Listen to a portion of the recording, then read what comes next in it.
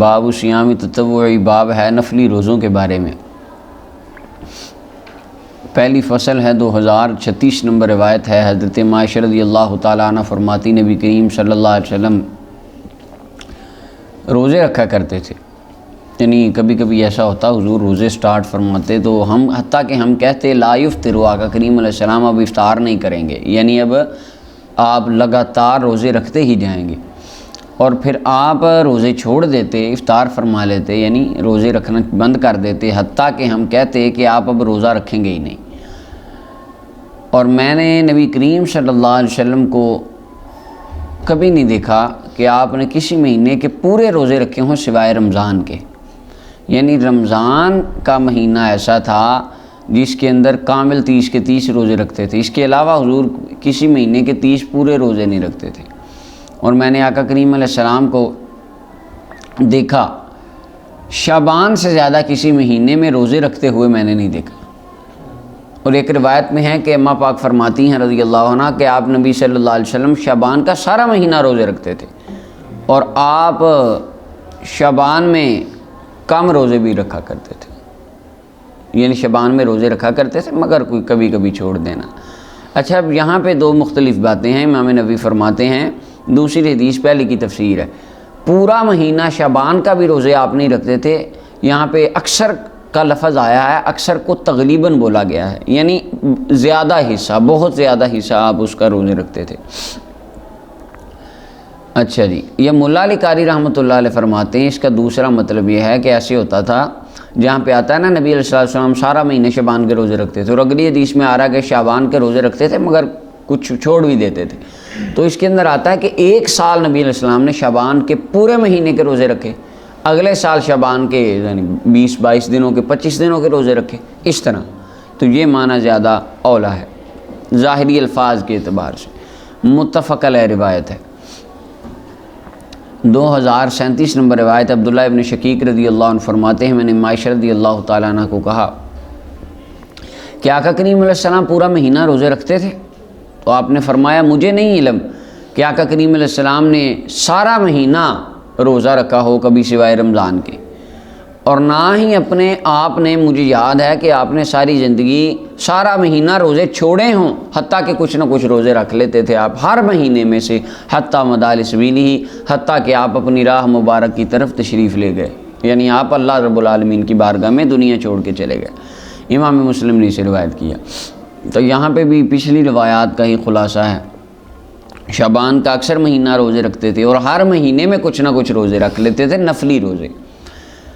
2037 number حدیث 38 number روایت عمران بن حسین رضی اللہ عنہ فرماتے نبی کریم صلی اللہ علیہ وسلم سے کہ حضرت عمران بن حسین نے حضور سے پوچھا، یا کسی شخص نے پوچھا اور حضرت عمران سن رہے تھے، فقال، پس اس نے نبی کریم صلی اللہ علیہ وسلم نے ارشاد فرمایا ابو فلاں، اما سمتا من سرر شعبان، کیا تو رمضان کی آخری راتوں میں روزے رکھتا ہے؟ یعنی کیا تو نے رمضان کی آخری راتوں میں روزہ رکھا ہے یہ اس بار؟ قال لا، انہوں نے کہا جی نہیں میں نے نہیں رکھا۔ قال، محبوب علیہ السلام نے فرمایا فاذا افطرتا فصم یومین، جب تو رمضان کے روزوں سے فارغ ہو، یعنی رمضان کے روزے ختم کر لے، افطار کر لے، اگلا مہینہ شروع ہو جائے، پھر 2 دن کے روزے رکھ لینا۔ ان صحابی کے بارے میں آتا ہے کہ انہوں نے اپنے اوپر ہر مہینے کے 2 روزے رکھنا واجب کر لیا تھا ہر مہینے میں۔ تو جب نبی علیہ السلام نے فرمایا کہ شعبان کے اندر رمضان کے روزوں کی تیاری کرو، وہ پیچھے حدیث میں گزر گیا کہ شعبان جب ہو جائے نصف تو روزے نہ رکھو، اس کے بعد انہوں نے رکھے نہیں تھے، ان کا ذہن تھا میں شعبان کے لاسٹ والے 15 دنوں میں رکھ لوں گا۔ محبوب علیہ السلام نے فرمایا شعبان کے 15 دنوں کے بعد روزے نہ رکھو۔ اس کی وجہ کیا تھی؟ حکمت پیچھے بیان ہو گئی تاکہ لوگ کمزور نہ ہو جائیں، شعبان کے روزے رکھ کے کھائیں پئیں، ذرا جسم مضبوط ہو جائے تاکہ رمضان کے روزے آسانی سے رکھے جائیں۔ تو انہوں نے جب وہ فرمان سنا تو انہوں نے اپنے وہ 2 روزے نہ رکھے جو یہ شروع زندگی سے رکھتے آ رہے تھے، ہر مہینے کے 2 روزے۔ تو پھر آقا کریم علیہ السلام نے ان سے پوچھا کہ تو نے اس بار رکھے ہیں؟ انہوں نے کہا جی نہیں، میں نے تو وہ حکم سنا تھا کہ نہیں رکھنے، تو میں نے اس لیے نہیں رکھے۔ تو اس وجہ پہ سے نبی علیہ السلام نے پھر فرمایا کہ تو بعد میں ان 2 روزوں کی قضا کر لینا۔ کیونکہ وہ ان کی منت کے تھے اور لازم کر لیے تھے. اور دوسرا حضرت عمر رضی اللہ تعالیٰ کی وہ حدیث پیچھے صلاۃ والے چیپٹر میں گزر گئی. فرمایا جس کا رات کا کوئی وظیفہ رہ جائے جو وہ کثرت سے دوام مداومت سے ہمیشگی سے پڑھتا آ رہا ہے، وہ صبح کو اٹھ کے بھی پڑھ لے، اللہ اس کو ثواب دے دے گا. 2039 نمبر روایت حضرت ابو ہریرہ فرماتے ہیں نبی صلی اللہ علیہ وسلم نے ارشاد فرمایا روزوں میں سے افضل روزہ رمضان کے بعد اللہ کے ہاں محرم کا ہے. محرم سے مراد 10 محرم کا روزہ ہے. اور افضل نماز فرض نماز کے بعد صلاۃ اللیل، رات کی نماز ہے تہجد کی. امام مسلم نے اس حدیث کو روایت کی. اچھا، اس کے اندر ایک تو یہ ہے کہ رات کی تہجد کی نماز میں مشقت زیادہ ہوتی ہے، اور تہجد کی نماز ریاکاری سے دور ہوتی ہے، تکلفات سے دور ہوتی ہے. اور محرم کے روزے کی بہت ساری فضیلتیں ہیں، 10 محرم کے خصائص ہیں بہت سارے، آگے چل کے اس کی ڈیٹیل آ جاتی ہے. اس کے اندر یہ ہے کہ 10 محرم کے روزے، 10 محرم کا دن تھا آدم علیہ السلام کی جس دن توبہ قبول ہوئی، نوح علیہ السلام کی کشتی جس دن کنارے لگی، اور یونس علیہ السلام جس دن مچھلی کے پیٹ سے باہر آئے، اور یعقوب علیہ السلام کی غالباً بنائی جس دن واپس آئی. یہ بہت ساری چیزیں ہیں کہ وہ اس دن 10 محرم کا دن تھا. 2040 نمبر روایت ہے، ابن عباس فرماتے ہیں رضی اللہ عنہ، میں نے نبی کریم صلی اللہ علیہ وسلم کو کبھی بھی نہیں دیکھا کہ آپ تحری کریں، یعنی کسی چیز کو تلاش کرنے میں مبالغہ آرائی کریں. کسی دن کے روزے کو تلاش کرنے میں آپ نے اتنا مبالغہ اور اتنا نبی علیہ السلام نے ذوق کا اظہار نہیں فرمایا کہ جس کو آپ نے کسی اور روزے پر فضیلت دی ہو سوائے اس دن کے، یعنی یوم عاشورہ. یعنی حضور پچھلے سال سے گنتے تھے، خیال رکھتے تھے، اس کو تلاش کرنے کی جستجو میں رہتے تھے کہ اتنے ماہ گزر گئے ہیں، اب آنے والا ہے اپنا عاشورہ کا دن، اب اتنے، یعنی اس طرح. اور یہ مہینہ یعنی رمضان کا مہینہ، یہ 2 چیزوں کو نبی علیہ السلام تلاش فرما کے لیا کرتے تھے. اچھا، یہ جو عاشورہ کا روزہ ہے 10 محرم الحرام کا روزہ، اس کے بارے میں آتا ہے کہ یہ زمانہ جاہلیت میں قبیلہ قریش والے اس روزے کو رکھا کرتے تھے، اور آقا کریم علیہ السلام نے بھی اس روزے کو رکھا. جب حضور مدینہ آئے حضور نے پھر رکھا، حکم بھی دیا، اور یہ واجب تھا. جب رمضان کے روزے فرض ہوئے تو اس کے بعد فرمایا جو چاہے رکھے جو چاہے چھوڑ دے، پھر یہ منسوخ ہو گیا. پچھلی حدیث متفق علیہ تھی. 2041 نمبر روایت ہے، حضرت ابن عباس رضی اللہ عنہ فرماتے ہیں جس وقت نبی کریم صلی اللہ علیہ وسلم نے روزہ رکھا یوم عاشورہ کا اور حکم دیا روزہ رکھنے کا، صحابہ نے عرض کی یا رسول اللہ یہ تو وہ دن ہے یہود و نصارہ جس کی تعظیم کرتے ہیں. اور آگے وہ حدیث آ رہی، حضور فرماتے حضور جب مدینے آئے یہود یہ دن کا روزہ رکھتے 10 محرم کو. فرمایا کیوں رکھتے ہو؟ کہا جی اس دن موسیٰ علیہ السلام کو نجات ملی تھی اور اس دن آپ فتح یاب ہوئے تھے، ہم اس لیے رکھتے ہیں. تو صحابہ نے عرض کی آقا یہ وہ دن ہے کہ یہود اور نصارہ جس کی تعظیم کرتے ہیں. تو نبی کریم صلی اللہ علیہ وسلم نے ارشاد فرمایا لئن بقیت الی قابل، اگر میں اگلے سال تک باقی رہا، یعنی اگر میں ظاہری حیات کے ساتھ تمہیں موجود رہا، تو فرمایا میں ساتھ ضرور 9ویں رمضان کا بھی روزہ رکھوں گا. اب یہاں پہ مستحب یہ ہے ابھی بھی کہ 2 روزے جوڑ کے رکھے جائیں، 9 اور 10 کا اکٹھا رکھا جائے. تو آقا کریم صلی اللہ علیہ وسلم کا اگلے سال محرم الحرام نہیں آیا، حضور علیہ السلام اللہ تعالیٰ کی بارگاہ میں تشریف لے گئے. تو لیکن اس کے اندر یہ بتا دیا کہ ان کی مخالفت کرو، یہود و نصارہ کی اس کے اندر مخالفت کرو. اچھا جی، اور مسند احمد کے اندر حدیث ہے، فرمایا سوموا یوم عاشورہ وخالف الیہود، یوم عاشورہ کو روزہ رکھو، یہودیوں کی مخالفت کرو. وصوموا قبلہ یوما وبعدہ یوما، ایک دن پہلے یا ایک دن بعد میں روزہ رکھ لو، ساتھ ملا لو. اگلی حدیث 2042 نمبر روایت ام الفضل بنت الحارث رضی اللہ تعالی عنہ، یہ حضرت عباس کی زوجہ ہیں، عبداللہ بن عباس کی والدہ ہیں. آپ کہتی ہیں آپ سے مروی ہیں کہ ایک گروہ تمارو عندہا، وہ آپس میں بحث کر رہے تھے ان کے ہاں، ان کے پاس، یعنی ان کے خیمے کے پاس، یوم عرفہ والے دن، فی صیام رسول اللہ صلی اللہ علیہ وسلم کے روزے کے بارے میں کہ نبی علیہ السلام نے آج روزہ رکھا ہے یا نہیں. بعض کہتے تھے حضور نے رکھا ہے، بعض کہتے تھے نہیں رکھا ہے. تو آپ فرماتے اب دیکھیں کتنا پیارا مسئلہ آپ نے حل کیا. کہتے ہیں میں نے بھیجا نبی علیہ السلام کی طرف ایک دودھ کا پیالہ، حضور اپنی ڈاچی مبارک پر تشریف فرما تھے مقام عرفہ میں، تو نبی علیہ السلام نے اس کو پی لیا. یعنی انہوں نے دیکھ لیا حضور نے روزہ بحث ختم کرنے کا کتنا اچھا طریقہ تھا کہ بالکل سرے سے مسئلہ ان کو دکھا دیا اور بحث ختم ہو گئی۔ متفق علیہ روایت ہے۔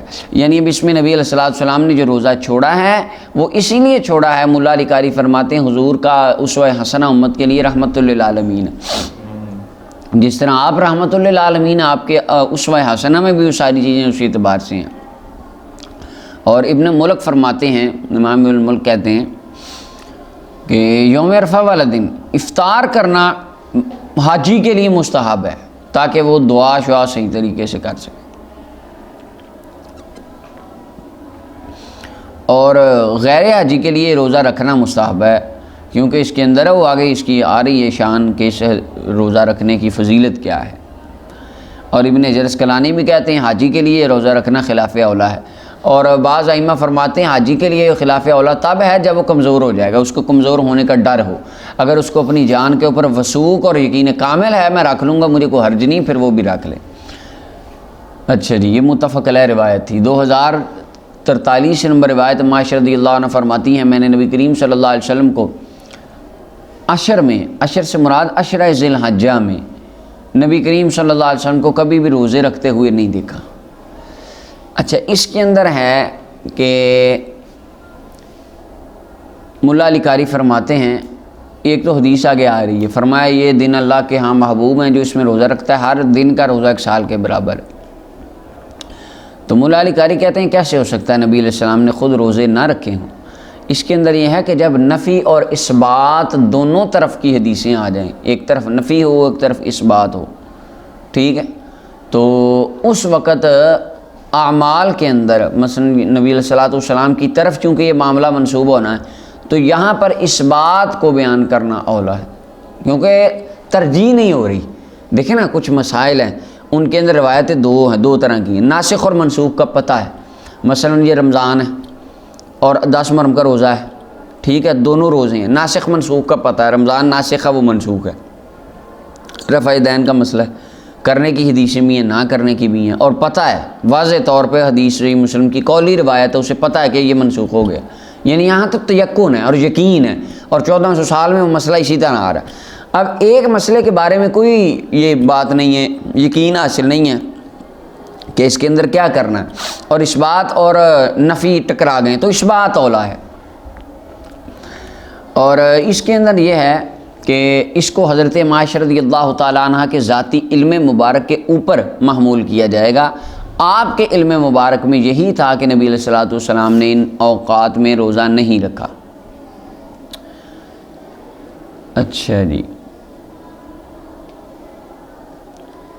اور یہاں پہ ایک مروی ہیں حدیث مسند احمد ابو داؤد نسائی کی کہ نبی کانا شوم آقا کریم علیہ السلام 9 ذوالحج کا روزہ رکھا کرتے تھے، یعنی نفلی روزے ہیں، اور آقا کریم اب یہ حدیث میں آ گیا نسائی اور وغیرہ کی روایت میں، ابو داؤد نسائی اور مسند احمد کی روایت میں، اب اس کے اندر آ گیا نبی علیہ السلام نے ذوالحج کے پہلے عشرے میں روزہ رکھا ہے اور پچھلی میں آیا کہ نہیں رکھا، تو اس کو تطبیق اس طرح دے لیں گے حضور نے کبھی رکھا اور کبھی نہ رکھا ہوگا۔ لہٰذا چونکہ یہ نفل ہے، لگاتار نبی علیہ السلام نے کوئی کام نہیں کیا تاکہ امت اس کو واجب نہ سمجھ لے یا ان پر لازم نہ کر دیا جائے، ٹھیک ہے جی۔ اچھا جی، 2044 نمبر روایت، اور امام غزالی فرماتے ہیں ذوالحج حرمت والے مہینوں میں سب سے افضل۔ 2044 نمبر روایت، ابو قتادہ فرماتے ایک بندہ نبی علیہ السلام کی بارگاہ میں آیا، عرض کی یا رسول اللہ آپ روزے کیسے رکھتے ہیں؟ آقا کریم علیہ السلام کو جلال آ گیا، غصہ آ گیا حضور کو اس کی اس بات سے۔ غصہ آنے کا سبب یہ تھا کہ سائل کو کبھی یہ سوال نہیں کرنا چاہیے کہ آپ روزہ کیسے رکھتے ہیں، آپ نماز کیسے پڑھتے ہیں۔ اس کی وجہ ہے آقا کریم علیہ السلام کے اعمال صالحہ میں مبالغہ آرائی نہیں ہوتی تھی، میانہ روی ہوتی تھی، یا پھر اس طرح ہوتا کہ اگر محبوب علیہ السلام اس کو بتا دیتے، سن کر وہ اتنا عمل کرنے پر قادر ہی نہ ہوتا، پھر نقصان کس کا تھا اس کا، یا اس کو واجب سمجھ لیتا، نقصان اسی کا تھا۔ تو یہ غصہ بھی اس پر رحمت کے لیے تھا، یہ غصہ بھی اس سے محبت کے اظہار کے لیے ہی تھا۔ جب حضرت عمر نے رضی اللہ تعالیٰ نبی علیہ الصلوۃ والسلام کا غصہ دیکھا، کہا ہم اللہ کے رب ہونے، اسلام کے دین ہونے اور محمد صلی اللہ علیہ وسلم کے نبی ہونے پر راضی ہو گئے، ہم اللہ کی پناہ میں آئے اللہ کے غضب سے اور اللہ کے رسول کے غضب سے۔ اب اللہ کے نام کے ساتھ پھر رسول اللہ کا نام ذکر کیا حضرت عمر نے، تو حضرت عمر لٹاتے رہے اس بات کو، بار بار کرتے رہے، حتیٰ کہ نبی کریم صلی اللہ علیہ وسلم کا غصہ ٹھنڈا ہو گیا۔ مولا علی قاری فرماتے ہیں حضرت عمر نے پہلے کہا اللہ کا غصہ، پھر کہا رسول اللہ کا غصہ۔ اس کی وجہ حضرت عمر جانتے تھے اللہ کے رسول کا غصہ ہی اللہ کا غصہ ہے، اور اللہ کا غصہ اللہ کے رسول کا غصہ ہے۔ حضرت عمر رضی اللہ عنہ نے عرض کیا، آقا اس بندے کے بارے میں بتائیں جو ساری زندگی روزہ رکھتا ہے۔ اب یہ نہیں پوچھا حضور آپ کیسے روزہ رکھتے ہیں۔ مولا علی قاری فرماتے ہیں ذرا انظر حسن الادب، ذرا حسن ادب تو دیکھ، حسن ادب تو دیکھ۔ سوال کیسے کیا جا رہا ہے کہ آقا آپ او بندے کا کیا اس کا مسئلہ، اس کے بارے میں بتا دیں ذرا جو ساری زندگی روزے رکھتا ہے۔ واہ! مولا علی قاری کہتے ہیں وَلِذَا قِيلَ، اسی وجہ سے کہا گیا ہے حسن السوال نصف العلم، سوال کرنے کا طریقہ جس کو آ گیا اس کو نصف علم آ گیا۔ تو یا رسول اللہ اس بندے کا کیا حکم ہے جو ساری زندگی روزہ رکھتا ہے؟ فرمایا لا صام ولا افطر، نہ اس نے روزہ رکھا نہ اس نے افطار کیا۔ یعنی اس کے اندر یہ بتایا گیا ہے نہ روزہ رکھا نہ اس نے افطار کیا، یعنی اس نے نہ روزہ رکھا، فضیلت والا روزہ نہیں رکھا، فضیلت والا، ہاں اس کا یہ مطلب ہے۔ ولا افطارہ کا مطلب یہ، اور نہ اس نے افطار کیا، ایسا افطار کرنا جو اس کو بھوک پیاس کا کہ عادی کرتا اس کے جسم کو۔ دیکھیں نا ایک بندہ روزے چھوڑتا ہے، چھوڑتا جاتا ہے، اس کی روٹین بن جاتی ہے، اور ایک بندہ ایک دن روزہ رکھتا ہے ایک دن کھانا کھا لیتا ہے، ایک دن روزہ رکھتا ہے ایک دن کھانا کھا لیتا ہے، جسم کی کوئی روٹین نہیں بنتی۔ آپ 15 دن لگاتار کام کر لیں روٹین بن جاتی، محسوس نہیں ہوتا۔ رمضان کے روزے ہیں، پہلے 3-4 دن ہوتے ہیں، بعد میں تو پتہ ہی نہیں چلتا روزوں کا، کیونکہ روٹین بن جاتی ہے، جسم عادی ہو جاتا ہے کہ اتنے بجے کھانا کھانا، اتنے بجے کھانا، درمیان میں یہ کام ہے روزانہ کی روٹین بن جاتی ہے۔ تو یعنی اس کے اندر فرمایا گیا کمال فضیلت نہیں ہے، اور کمال فضیلت اس لیے بھی نہیں ہے کہ اس کا جسم بالکل نحیف لاغر ہو جائے گا۔ اچھا جی،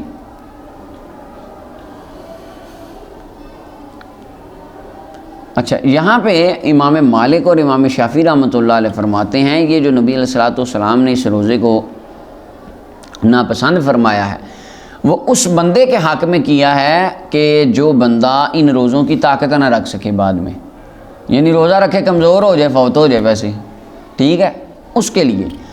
وگرنہ آقا کریم علیہ السلام کے صحابہ کرام میں حضرت ابو طلحہ انصاری اور حمزہ بن عمر الاسلمی رضی اللہ تعالیٰ عنہما کانا یصومان الدہر سوا حاذی الایام، سوائے 5 دنوں کے جن میں روزہ منع ہے، اس کے علاوہ سال کا ہر دن یہ روزہ رکھا کرتے تھے شابی۔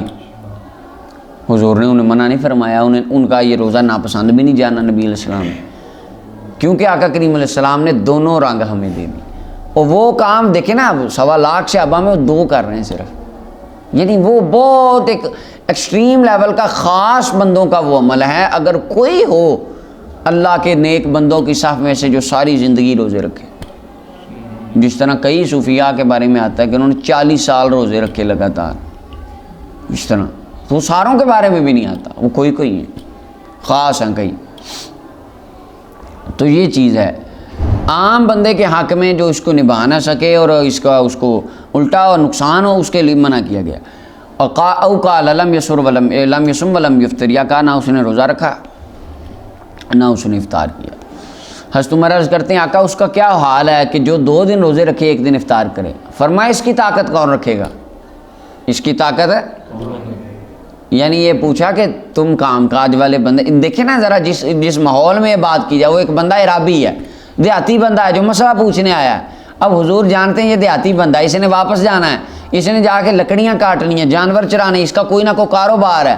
اب بکریاں چرانے ایک بندہ جاتا ہے، کم از کم 30-40 کلومیٹر وہ سفر کرتا ہے پیدل، ٹھیک ہے، 20 جانے 20 آنے میں لگا لیں، تو جو 40 کلومیٹر پیدل چلے روزہ رکھ کے عرب کی گرمی میں، پانی کوئی نہیں، کیا بنے گا اس کا؟ اب اس بندے کو مسئلہ سمجھانا ہے تو ذرا یہ غور کریں بات کس کو کی جا رہی ہے۔ فرمایا جا رہا ہے اس کی طاقت کون رکھتا ہے، یعنی اب اس کا عام فہم مطلب کیا بنا، اگر کوئی طاقت رکھے تو اس کے لیے جائز ہے، اس کے لیے منع آج تو نہیں ہے نا ایسے. آج تو ماشاءاللہ ایئر کنڈیشن، آج تو اے سی ہے، انورٹر کے نیچے بیٹھ جانا روزہ رکھ کے، اور سحری بھی اندر ہونی ہے، افطاری بھی اندر ہونی ہے. ہاں اب تو طاقت ساری رکھیں گے. تو پھر حضرت عمر رضی اللہ تعالیٰ نے عرض کیا، کہا جو کیا ہے اس بندے کا کیا حال ہے، یہ اس کا کیا حکم ہے جو بندہ روزہ رکھتا ہے، ایک دن افطار کرتا ہے ایک دن. فرمایا یہ داؤد علیہ السلام کا روزہ ہے. یہ عرض کیا کہ اس بندے کا کیا حال ہے جو بندہ ایک دن روزہ رکھے 2 دن چھوڑے. نبی علیہ السلام نے فرمایا کاش مجھے اس کی طاقت دے دی جائے، اس کی طاقت مجھے دی گئی ہوتی. اب آپ یہ دیکھیں کہ اس کے اندر ملا علی قاری فرماتے ہیں اس کا ہرگز یہ مطلب نہیں ہے نبی علیہ السلام میں ان روزوں کی طاقت نہیں تھی. یہ جملہ اگلے بندوں کو ان روزوں کی ایک کوالٹی بیان کرنے کے لیے فرمایا گیا تھا، ورنہ نبی علیہ السلام کی طاقت پیچھے گزرا نہیں. 7 بندوں نے جو پتھر ہلایا بھی نہ گیا، نبی علیہ السلام گئے اٹھا لیا حضور نے خود اور لا کے گایا قبر کے یہاں. اور پھر گزرا پیچھے حدیث میں نبی علیہ السلام 15 25 دن نہ صبح کو کچھ کھاتے نہ شام کو کچھ کھاتے، روزے رکھتے رہتے. صحابہ کرام سے چند دن نہ رکھے گئے روزے. تو طاقت تو نبی علیہ السلام کی کہیں زیادہ تھی، لیکن یہاں پر یہ جملہ وہ اگلے جو بیٹھے تھے ان کو سمجھانے کے لیے بھی باتیں کی جاتی ہیں. پھر نبی علیہ السلام نے ارشاد فرمایا 3 روزے ہر مہینے سے اور رمضان سے رمضان تک، اور فرمایا یہ فاز صیام الدہر کلہ، یہ ساری زندگی کے روزے ہیں. ہر مہینے میں سے کتنے روزے؟ 3 روزے. یہ کس طرح دیکھیں، رمضان کے 30 رکھ لیے، ہر مہینے میں سے 3 روزے. ایک روزے کا ثواب، ایک نیکی، من جاء بالحسنۃ فلہ عشر امثالھا. جو بندہ کیا کرتا ہے، ایک نیکی کرتا ہے 10 گنا. تو ایک روزہ مہینے میں رکھا 10 دن کے روزوں کا ثواب. ایک رکھا 3 رکھے 30 کا، تو سارے مہینے 3 کے ساتھ کور ہوتے آئے. رمضان ویسے ہی کور ہو گیا. تو فرمایا یہ بندہ حکمی طور پہ ایسے ہے جیسے ساری زندگی روزے رکھیں. اچھا یہاں پہ بھی یہ بات یاد رکھیں کہ اس میں وہ برابر نہیں ہو سکتی. ایک بندہ اس نے بالکل اپنا فزیکلی 40 سال روزے رکھے ہیں، اور ایک بندہ 3 رکھتا رہا، ثواب میں دونوں برابر ہے، کیونکہ یہ 40 سال والے کی مشقت زیادہ ہے. اچھا اور فرمایا رمضان و الی رمضان، رمضان سے رمضان تک. اچھا یہ ساری زندگی. اور فرمایا صیام یوم عرفہ، یوم عرفہ کا روزہ مجھے اللہ رب العالمین پر یہ یقین کامل ہے کہ اللہ تعالیٰ اس کے ثواب کے بارے میں یہ یقین کامل ہے کہ اللہ تعالیٰ اس سے پہلے اور اس سے بعد آنے والے 2 سالوں کے گناہوں کو معاف فرما دیتا ہے اس روزے کی برکت سے. اور فرمایا صیام یوم عاشورہ، یوم عاشورہ کا 10 محرم الحرام کا روزہ مجھے اللہ کی بارگاہ میں اس کے اوپر ثواب کے بارے میں کامل یقین ہے کہ اللہ تعالیٰ اس سے پہلے 1 سال کے گناہوں کا کفارہ اس روزے کو بنا دیتا ہے. اللہ اکبر. اب اس کے اندر ہے کہ یوم عرفہ کے روزہ یہ آنے والے، اچھا اس کا کیا مطلب ہے؟ آنے والے گناہ معاف ہو جاتے ہیں اگلے سال کے. اس کا مطلب یہ اگلے سال کے گناہ معاف ہیں، بندے کو اجازت اب جو مرضی کرے، یہ مطلب نہیں. اس کا مطلب ملا علی قاری فرماتے ہیں مطلب یہ ہے آنے والے گناہوں، سال کے گناہوں مٹا دیے جائے، گناہوں کو مٹا دیا جاتا ہے. اس کا معنی ہے اللہ تعالیٰ گناہوں سے اس کی حفاظت فرماتا ہے. اور اگر بتقاضۂ بشریت پھر کوئی ہو بھی جائے، ارادتاً نہیں، غلطی سے بھول کے، تو اللہ اپنی رحمت سے اس کو معاف فرما دیتا ہے. اچھا جی، اب اس کے اندر ہیں کہ گناہ مٹتے کون سے ہیں، اس کے اندر پھر علماء کی بحث ہے. ٹھیک ہے جی، یہاں پہ علماء نے، امام نووی رحمۃ اللہ علیہ یا دیگر ائمہ نے فرمایا کہ صغیرہ مٹتے ہیں، کبیرہ گناہوں کے ہلکے ہونے کی امید رکھی جاتی ہے کہ بندہ کہے اللہ وہ بھی معاف کر دے. قاضی ایاز مالکی رحمۃ اللہ علیہ نے بات کی. قاضی ایاز رحمۃ اللہ علیہ فرماتے ہیں، قاضی ایاز مالکی آپ کہتے ہیں یہ اہل سنت کا ہوا مذہب و اہل سنت والجماع، یہ اہل سنت و جماعت کا مذہب ہے کہ صغیرہ معاف ہوتے ہیں اور کبیرہ معاف نہیں ہوتے، وہ مٹائے جاتے ہیں توبہ کے ساتھ یا اللہ کی رحمت کے ساتھ. کبیرہ گناہوں کی بخشش کے لیے یا توبہ ہونی چاہیے یا اللہ کی رحمت ہونی چاہیے. مولا علی قاری فرماتے ہیں جب اللہ کی رحمت ہو گئی ہے تو پھر کیا رہ گیا پیچھے؟ اگر روزے میں ہی اللہ نے اس پہ رحمت کر دی ہے تو پھر یہ صغیرہ کبیرہ کے پاس جب کی رحمت ہو گئی پھر سارے ہی بخشے گا. بات تو اس کی رحمت کی ہے، وہ جس پہ ہو جائے. تو ہمیشہ اللہ کی رحمت کا طالب ہونا چاہیے بندے کو اور توبہ کرتے رہنا چاہیے. امام مسلم نے اس حدیث کو روایت کیا. 2045 نمبر روایت ہے. حضرت ابو قتادہ رضی اللہ عنہ فرماتے ہیں نبی صلی اللہ علیہ وسلم سے پیر کے روزے کے بارے میں پوچھا گیا, حضور آپ پیر کا روزہ رکھتے ہیں؟ فرمایا فیہ ولدت, تو اس دن میں میرا میلاد ہوا تھا, اس دن میرا میلاد ہوا تھا. وفیہ انزل علیہ, اور اسی دن میں مجھ پر قرآن نازل کیا گیا تھا. اب اس کے اندر یہ ہے کہ جن اوقات میں یا جن ایام میں اللہ کی رحمت, اللہ کی نعمت ہو, اس کو سیلیبریٹ کرنا چاہیے, لیکن عبادت کے ساتھ. کس کے ساتھ؟ عبادت کے ساتھ. اچھا جی, اور آگے مولا علی قاری رحمۃ اللہ علیہ فرماتے ہیں حدیث سے پتہ چلا اگر شرف والے, عظمت والے, رفعت والے, بلندی والے آئیں نا, جس گھڑی میں آئیں وہ گھڑیوں کو بھی 4 چاند لگ جاتے ہیں. جس ٹائم میں آئیں ٹائم افضل ہو جاتا ہے, جس جگہ آئیں جگہ افضل ہو جاتی ہے. اب جس دن نبی علیہ الصلوۃ والسلام آئے وہ دن افضل ہو گیا, اس کو فضیلت حاصل ہو گئی. امام مسلم نے اس کو, اب دیکھیں نبی علیہ الصلوۃ والسلام نے خود اپنے میلاد کو سیلیبریٹ کیا. کس طرح؟ عبادت کے ساتھ. وہ عبادت کیا تھی؟ روزے کی. اچھا یہ پیچھے گزر گئی حدیث جو آتا, اچھا یہاں پہ خارجی ہمارے دوست کہتے ہیں دیکھیں حضور نے روزہ رکھا, صرف روزہ رکھ سکتے ہیں. پیچھے حدیث میں گزرا ہے اپنا جو بندہ اللہ کے راستے میں روزہ رکھے, اللہ کے راستے سے کیا مراد ہے؟ وہاں پہ محدثین 14 صدیوں کے ائمہ محدثین انہوں نے اس کا یہی معنی بیان کیا کہ اللہ کے راہ سے مراد ہر وہ کام جو اللہ کی راہ میں ہو. جہاد ہو, نماز کے لیے جا رہا بندہ جو اللہ کی راہ میں نکلا, وہ آتا نا حدیث میں, جہاد بھی ہے اس میں, یا جس نے اللہ کی راہ میں روزہ رکھا, جس نے اللہ کی راہ میں ایک پیسہ خرچ کیا, اس سے مراد ہر نیک کام ہے. نفس عبادت اس کے سے مراد ہے اللہ کی رضا کے لیے, اللہ کے لیے جس مرضی نیک کام میں اس نے وہ پیسہ لگایا, نکلا, روزہ رکھا, جو بھی ہے. اسی طرح اور پیچھے مولا علی قاری نے بھی اس کی وضاحت کی کہ یہاں پر لفظ تو اس کا روزے کا ہے, یا لفظ تو نماز کا ہے, لفظ تو زکوٰۃ کا ہے, مراد نفس عبادت ہے. اسی طرح ادھر ہے روزہ رکھ کے نفس عبادت کو بیان کیا گیا ہے. کوئی بھی عبادت جو اللہ کی عبادت ہو وہ 12 ربیع الاول والے دن کرنا چاہیے, نبی علیہ السلام کی سنت میں شمار ہوگا. اب آپ دیکھیں نبی علیہ السلام پہ درود و سلام پڑھنا عبادت ہے کہ نہیں؟ حضور نے فرمایا نہیں جو ایک بار درود پڑھتا ہے 10 اللہ رحمتیں نازل کرتا ہے, 10 گناہ معاف ہوتے ہیں اور اس کے 10 درجات بلند ہوتے ہیں. اور سلام پڑھنا یا نبی سلام علیہ کا فرمایا جو سلام پڑھتا ہے اللہ میری روح کو اس کی طرف متوجہ کرتا ہے, میں اس کے سلام کا جواب دیتا ہوں. یہ عبادت ہے کہ نہیں؟ یہ بھی عبادت کے زمرے میں آ جاتا ہے. اس کے بعد آپ آگے دیکھ لیں کہ کیا ہے اس کے اندر. حدیث پاک میں آتا ہے جو خطاب کرنا, تقریر کرنا, تلاوت کرنا. میلاد شریف کے جلوس میں تلاوت ہوتی ہے, تلاوت ہو گئی, نعت شریف ہو گئی, نعت پڑھنا حضرت حسان کی, نبی علیہ السلام خود نعت پڑھواتے تھے. تقریر میں کیا ہوتا ہے کہ کلام پاک کی آیات, احادیث, حضور کی ولادت کا واقعہ, قرآن و سنت کی باتیں ہوتی ہیں. اور کھانا کھلانا عبادت ہے کہ نہیں؟ ٹھیک ہے. اور نعرے مارنا اللہ رسول کے, یہ عبادت ہے کہ نہیں؟ کیا خیال ہے؟ تو اس میں کون سا کام ہے جو خلاف عبادت ہے یا عبادت کے غیر ہے, اور بدعت کیا ہوا اس میں؟ یہ تو سارے کام عبادت ہیں. اور پھر اس کے بعد یہ جو دوسرے کام ہوتے ہیں, ڈیگ لگاتے ہیں ہمارے لوگ, ساؤنڈ سسٹم رکھ کے ان پہ گانے, جاہل کئی بندے اس طرح کرتے ہیں, یا پہاڑیاں لگائی جاتی, مرد و زن کا اختلاط, یہ سارے کام ناجائز اور ان سے ہم بری ہیں, اور جو کریں گے وہ اللہ کی راہ میں جواب دیں گے خود.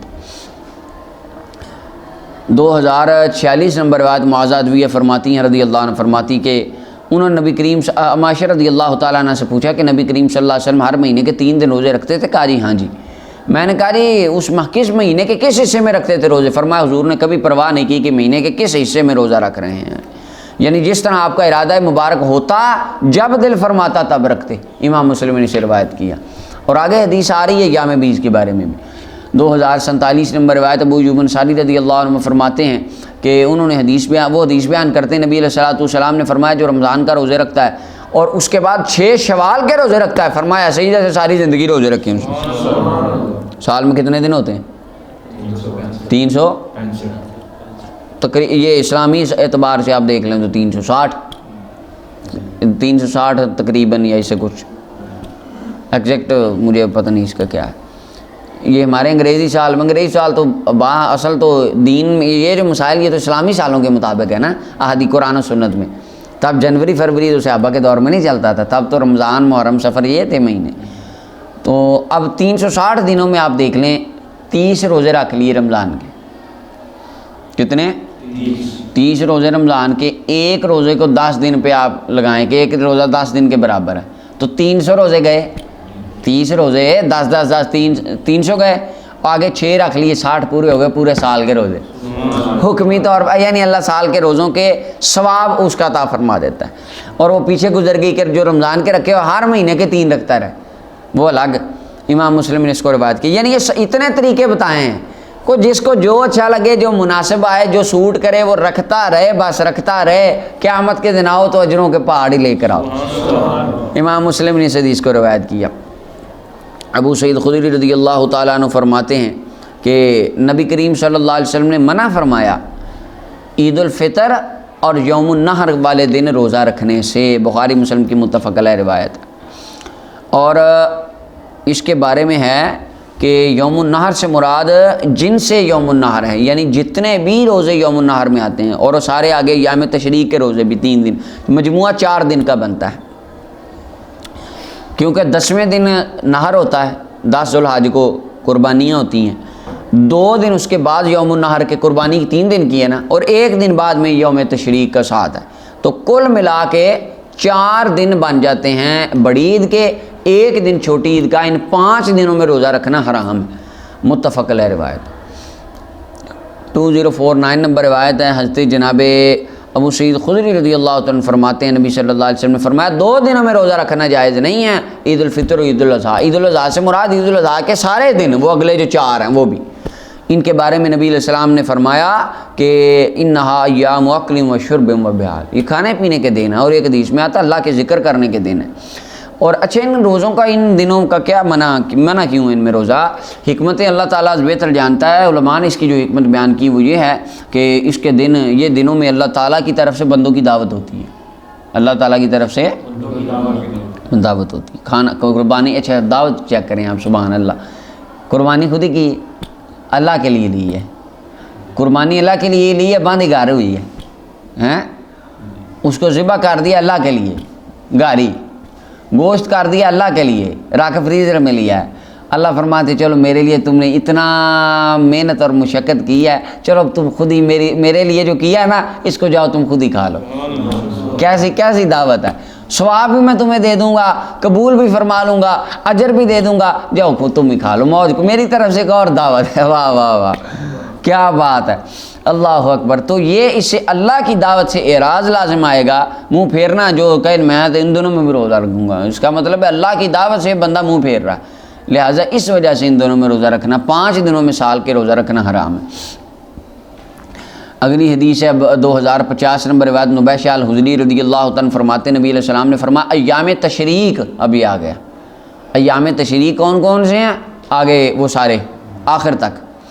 فرمایا ایام تشریق کھانے اور پینے اور اللہ کا ذکر کرنے کے دن ہیں.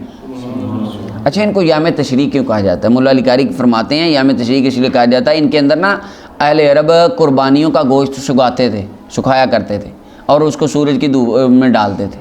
تشریق پھیل جانا, وہ پھیلا دیتے تھے اس طرح گوشت کو دھوپ میں تاکہ گوشت سوکھ جائے. فریز کرنے کا تو چکر ہی کوئی نہیں تھا. آج تو فریز کیا ہو جی, مہینہ 2 4 مہینے سال چیزیں فریز رہتی. اس وقت تھا گوشت کر کے دھوپ میں ڈال دینا, دھوپ کی گرمی سے اس نے سوکھ کے سنگڑ جانا, اس کو رسی میں پرو لینا بس کچے گوشت کو, اور جہاں پہ کئی راستوں لمبوں میں جانا وہ بس ایک رسی, جس طرح انجیروں میں رسی ڈالی ہوتی لٹکائی ہوتی دکانوں پہ, اس طرح وہ رسیوں میں ہار پرو کے پاس ہونے, ان کو راستے میں بوائل کر کے ان کو بس وہ گوشت کھا کھو لینا, اس طرح ہوتا تھا. تو اس وجہ سے ان دنوں میں چونکہ وہ کرتے تھے اس لیے ان کو یام تشریق کہا گیا. اور امام طبرانی نے ابن عباس کی سند سے حدیث بیان کی نبی علیہ السلام نے منا کے دنوں میں ایک بندہ بھیجا, اعلان کر دے فرمایا جا کے کہ کوئی بندہ ان دنوں میں روزے نہ رکھے, یہ کھانے اور پینے اور جماع کے دن ہے. اور آگے کیونکہ ان میں اب معاملات مباح ہو گئے حاجیوں کے لیے. اور آگے حضرت عبداللہ بن حذیفہ سامی کی روایت ہے, مجھے نبی علیہ السلام نے سواری پر بھیجا منا کے دنوں میں, فرمایا اعلان کر دے لوگوں میں انا یا مکلم و شرب مبیع. اللہ اکبر. تو یہ اس کے اندر کھانا پینا یہ اس کے لیے مباح ہے, اور اس کے اندر اس کا حکم دیا گیا. روزہ رکھنا ان دنوں میں منع ہے, یہ مسلم کی حدیث ہے. 2051 نمبر روایت ابو ہریرہ رضی اللہ عنہ فرماتے نبی علیہ السلام نے فرمایا تم میں سے کوئی بندہ صرف یوم جمعہ کا روزہ نہ رکھے مگر اسے پہلے یا بعد میں ایک دن روزہ رکھ لے. اچھا اس کے اندر ایک تو یہ بات جو نہیں ہے, یہ نہیں مکروہ تنزیہی ہے, حرام نہیں, ناجائز نہیں ہے. اچھا منع کیوں کیا گیا علیحدہ ایک, یعنی صرف یوم جمعہ کا روزہ رکھنے سے؟ اس کی حکمت الملا علی قاری رحمۃ اللہ لمبی بحث کی ہے انہوں نے. نارمل سی حکمت یہ ہے, یہودی جو تھے اور عیسائی تھے, عیسائی وہ اتوار والے دن خاص ایک دن انہوں نے متعین کر لیا تھا عبادت کے لیے, اور صرف اسی دن ہی چرچ جاتے تھے, باقی سارے دنوں میں پھرتے تھے, کام کرتے تھے, غافل رہتے تھے اللہ کے ذکر سے. اور یہودیوں نے اپنی تعظیم ایک دن ہفتے والے دن کر لی تھی, صرف ایک دن وہ خاص عبادت کرتے تھے. تو اس لیے تو آقا کریم صلی اللہ علیہ وسلم کا یہ حکم مبارک, چونکہ دیکھیں بات کہاں کی جا رہی ہے, مدینہ منورہ میں بات ہو رہی ہے. جمعہ مدینہ میں فرض ہوا آ کے, وہاں پہ یہودی بھی رہتے ہیں ساتھ, اور عیسائیوں کو بھی اس کی خبر ہوگی, سمجھ آ گئی. کچھ عیسائیوں نے تو کلمہ پڑھ لیا تھا, وہ جو قبیلے تھے نبی علیہ السلام کے. اب یہودی ساتھ رہتے ہیں, منافقین بھی اندر ہیں, ان کو بات کرنے کا موقع مل سکتا ہے. منافق کہہ سکتا ہے کہ اگر یہودی اپنا جا رہا ہے ہفتے والے دن عبادت کرنے, عیسائی اتوار والے دن, تو مسلمانوں نے بھی تو جمعہ خاص کیا ہوا ہے, تو یہ بھی تو انہوں نے ان کی طرح کا ایک مذہب ہے, یہ کہہ سکتے تھے. تو اس لیے آپ دیکھتے ہیں حدیث میں قدم قدم پہ یہود و نصارہ کی مشابہت سے منع کیا گیا ہے مسلمان کو, اور آج بھی وہ احکام اسی طرح باقی. اب وہاں پہ فرمایا گیا نبی علیہ السلام, اور یہ مکروہ تنزیہی ہے, حضور علیہ السلام نے فرمایا صرف یوم جمعہ کا روزہ نہ رکھو. کہیں یہودی یہ نہ سمجھیں, عیسائی یہ نہ سمجھیں کہ جس طرح ہم ایک دن میں مبالغہ آرائی کرتے ہیں عبادت کی, یہ بھی ایک دن میں کرتے ہیں, ان کی مشابہت نہ ہو جائے. لہٰذا تم جمعے کا رکھو, 7 جمعرات کا ملا لو یا ہفتے کا ملا لو, تو تاکہ ان کو بات کرنے کا موقع نہ ملے. تو یہ مکروہ تنزیہی ہے, صرف ایک دن کا ہی روزہ رکھنا بہتر ہے. مستحب عمل یہ ہے کہ آگے اور پیچھے جمعرات کا یا ہفتے کا روزہ ساتھ ملا لیا جائے. اگر کوئی بندہ صرف جمعہ کا رکھ بھی لے جائز ہے. 2052 نمبر روایت حضرت ابو ہریرہ رضی اللہ عنہ فرماتے نبی علیہ الصلوۃ والسلام نے ارشاد فرمایا جمعہ کی راتوں کو رات کے قیام کے ساتھ خاص نہ کرو. یہ وہی بات آ گئی پچھلی حدیث سے, ذرا اس کو جوڑیں. کہا جا رہا ہے صرف جمعے کا روزہ نہ رکھو, صرف جمعے کی رات, یعنی جمعرات کے دن کی رات, وہ جمعے کی رات ہوتی, اس کو خاص نہ کرو. اور فرمایا جمعے کو روزے کے ساتھ باقی دنوں میں سے خاص نہ کرو, صرف جمعے کو خاص نہ کرو. مگر الا ان یکون فی صوم یصوم احدکم, مگر یہ کہ جمعہ ایسے دن روزے میں آ جائے جس میں سے تمہارا ایک بندہ کو روزہ رکھتا ہے. مثلا ایک بندے نے نیت کی میں ہر مہینے کے 13, 14, 15 یا میں 20 کے روزے رکھتا ہوں, اب 14 تاریخ کو جمعہ آ گیا, اب وہ تو رکھ سکتا ہے, اس کے لیے تو کوئی کراہت نہیں ہے. اس کے علاوہ منع کیا گیا, کیوں؟ بالکل ان کی مشابہت سے بچنے کے لیے. یعنی یہ نہ ہو ہفتے کی رات, پیر اتوار جمعے کی جو بدھ منگل کی راتیں تم غافل رہو, تمہیں کوئی فکر نہیں, اور جمعہ کی رات کو تم کھڑے ہو کے ساری رات عبادت کرو, تاکہ تم کو جی بس یہ دن خاص ہے. مبالغہ آرائی جس طرح وہ کرتے ہیں تم نہ کرو, یعنی ہر رات کو کچھ نہ کچھ حصہ دو اللہ کی عبادت کے لیے. اچھا جی, ملا علی قاری نے بھی یہی بات فرمائی کہ نہیں کی علت یہود و نصارہ کی موافقت کو ترک کرنا ہے, کہ ان کے ساتھ موافقت نہ ہو جائے. اچھا جی, اور آگے حالانکہ حدیث آ رہی ہے محبوب علیہ السلام نے خود ان دنوں کے روزے رکھے ہیں, جو عمل جواز بتانے کے لیے, کہ یہ نہ ہو کہ میری ان باتوں سے میرے غلام یہ سمجھ لیں کہ یہ اس دن روزہ رکھنا ہی ناجائز ہے. اچھا جی, تو ملا علی قاری فرماتے ہیں احادیث مختلف ہیں, وہ ساری احادیث کو یہاں پہ لائے ہیں, وہ لمبی ہیں, ساری پہ بات نہیں ہم کرتے. تو اس کے اندر ہے احادیث کا مجموعہ یہ ہمیں بتاتا ہے کہ یہ نہیں ہے امت کے اوپر آسانی کرنے کے لیے. نبی علیہ السلام رحمۃ اللہ عالمین ہے, تو آقا کریم علیہ الصلوۃ والسلام نے یہ نہیں فرمایا کہ بہت زیادہ عبادات کا برڈن ڈال دیا ہو تاکہ امتی مشکل میں پڑ جائے. تو ان کے اندر نارمل میانہ روی کا حکم دیا گیا ہے کہ یہ نہیں ایک رات تو ساری جاگو اور باقی راتیں نہ, بس تھوڑا تھوڑا جتنا میسر ہے اتنا کرتے رہو. 2053 نمبر روایت ہے۔ حضرت ابو سعید خدری رضی اللہ عنہ فرماتے نبی صلی اللہ علیہ وسلم نے فرمایا جس نے روزہ رکھا اللہ کے راستے میں، اللہ کی رضا میں، بعد اللہ وجہ عن النار، اللہ تعالیٰ اس کے چہرے سے جہنم کی آگ کو دور کر دیتا ہے 70 خریفہ، 70 سال دور کر دیتا ہے۔ کیا مطلب اس کا؟ ایک بندہ 70 سال سفر کرتا رہے، 70 سال کی مسافت طے کرتا رہے، تو جس یعنی ڈیسٹینیشن پہ وہ جا کے پہنچے گا اتنی دور اللہ تعالیٰ اسے جہنم کی آگ لے جائے گا۔ جتنا سفر بنے، یہاں سے مثلا ایک بندہ جہاں شیخ پورے سے چل پڑا ہے، 70 سال سفر کرتا رہا ہے، جہاں جا کے پہنچے گا نا، جدھر جا کے پہنچے گا اتنی دور فرمایا اسے جہنم کر دی جائے گی۔ جو ایک دن نفلی روزہ اللہ کی رضا کے لیے رکھتا ہے۔ اچھا، ابھی اس سے مراد نفلی روزہ کس طرح ہے؟ کیونکہ شیخ صاحب مشکات اس کو نوافل والے روزوں کے چیپٹر میں لے کر آئے ہیں، تو ان کا استدلال تو کم از کم اس سے نفلی روزے کا ہی ہے۔ اچھا جی، یہاں پہ خیر وہ انہوں نے ایک مولا علی قاری رحمۃ اللہ علیہ ابن حجر اسقلانی کا ایک رد کیا ہے، وہ پھر آپ اس کو بعد میں دیکھ لیں۔ انہوں نے کہا مولا علی قاری نے یہاں پہ غلطی کی ہے، تو حالانکہ مولا علی قاری عربی ہے، اجمی بندہ غلطی کرتا مجھے دکھ نہ ہوتا، اس نے عربی ہو کے غلطی کی ہے۔ اور آگے کہتے ہیں اجمی بندوں کو یہ روایت سمجھ آ گئی ہے، عربی کو یہ مولا علی قاری عربی، اپنا ابن حجر عربی ہیں، ان کو نہیں آئی سمجھ۔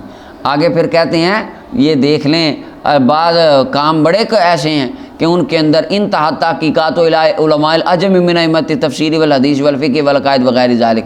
مولا علی قاری کیونکہ بائی برتھ یہ وہاں عرب کے نہیں ہیں، تو مولا علی قاری کہتے ہیں دیکھ لو پھر علماء عجم کی تحقیقوں کے آگے آپ کو بھی کچھ نہیں آتا، تفسیر و حدیث و فقہ و عقائد ہو، اپنا عجمی بازی لے گئے ہیں تم سے۔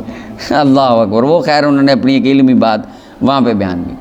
اگلی حدیث 2054 نمبر روایت عبداللہ ابن عمر بن عاص فرماتے نبی علیہ السلام نے فرمایا عبداللہ میں تجھے کیا خبر علم و خبر، کیا مجھے خبر نہیں دی گئی کہ تو دن کو روزے رکھتا ہے رات کو جاگتا ہے؟ یعنی حضور بتانا چاہتے ہیں تو اگر یہ سمجھتا ہے نا مجھے نہیں پتہ، مجھے پتہ ہے۔ فقل تو میں نے عرض کی آقا کیوں نہیں حق ہے، آپ صحیح فرماتے ہیں۔ فرمایا ایسا نہ کر عبداللہ، روزہ رکھ، افطار کر، سو اور جاگ، قیام بھی کر۔ فإن لجسدک علیک حق، فرمایا کہ تیری جان کا بھی تجھ پر حق ہے، تیری جان کا تجھ پر حق ہے۔ اور پھر فرمایا وَإِنَّ لِعَيْنِكَ عَلَيْكَ حَقًّا، تیری آنکھوں کا بھی تجھ پر حق ہے۔ اور فرمایا بے شک تیری بیوی کا بھی تجھ پہ حق ہے۔ وَإِنَّ لِزَوْرِكَ، زور زیارت سے ہے، اور بے شک تیرے زیارت کرنے والے، ملاقات کرنے والے دوستوں کا، ساتھیوں کا بھی تجھ پر حق ہے۔ یہ نہ ہو وہ گھاراں ہیں، تیرے گھاراں ہیں، تو ان کو آگے کھانا رکھ کے کہے میرا تو روزہ ہے، ٹھیک ہے، وہ کہیں نہیں آج کھانا آپ کی ہماری طرف ہے، تو کہ میرا روزہ ہے، ساری زندگی روزے ہی رکھی جائے، تو ان کا بھی کچھ حق ہے، بیٹھنا، ساتھ مل کے کھانا، یہ ان کا حق ہے۔